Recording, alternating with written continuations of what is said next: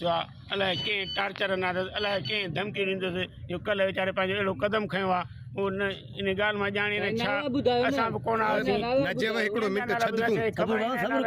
अलाए कंहिं टार्चर असांखे पंहिंजे खून जो इंसाफ़ खपे असांजे भाउ जो इंसाफ़ खपे असांखे महिरबानी करे इदारा SP साहब DSP साहब SHO साहब सभु असांखे इंसाफ़ वठी ॾियनि पंहिंजो असांखे इंसाफ़ खपे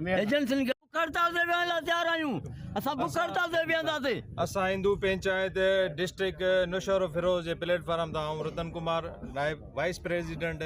डिस्ट्रिक्ट नौशहरो फिरोज असांजे पंचायत जो इंतिहाई मान वारो मेंबर हो जंहिं एतिरो एहसास क़दम खयो आहे क़दम इन करे खयो आहे त साईं हिन जो 100 बुकनि जो चेक बुक जेको मिसिंग हो ॿ चेक जेके हिन जा ज़ाहिर हुआ जेके माण्हू हुनखे थ्रेड चवनि पिया ऐं उन खां अलावा 98 चेक जेके हिन जा ज़ाहिर न थिया आहिनि इनडायरेक्टली उहे माण्हू थी सघे थो हिनखे टॉर्चर ॾींदा हुजनि उन्हनि असां खां ॻाल्हि न कई आहे पंचायत जे मेंबरनि खां न पंहिंजे फैमिली खां ॻाल्हि कई आहे बाक़ी 2 माण्हू जेके मुसलसल हिनखे 1.5 करोड़ जे लाइ चवनि पिया त असांखे जेको आहे सो इहे पैसा जेके आहिनि तव्हांखे असांखे भाड़े ॾियणा आहिनि हालांकि हुन जा चेक कोन हुआ ऐं चीफ ऑफ आर्मी स्टाफ के हितां जे तमामु इंटेलिजेंस इदारनि खे ऐं पंहिंजे पंचायत जे थ्रू आउट इहो मैसेज थो कयां त बाबा हिंदू शरीफ़ माण्हू आहिनि ही कारखाने वारा पेटी वारा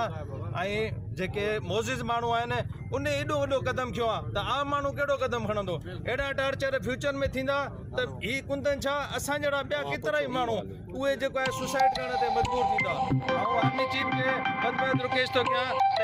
हिन वॾे साने ते नोटिस वठनि ऐं उहे पंहिंजे इदारनि खे माना आगाही कनि ऐं उहे इंक्वायरी कराइनि त अहिड़ा थ्रेड्स दीवाननि खे छो था ॾिना वञनि ऐं महिरबानी करे जेके बि इंटेलिजेंस इदारा आहिनि उन्हनि खे बि मां रिक्वेस्ट थो कयां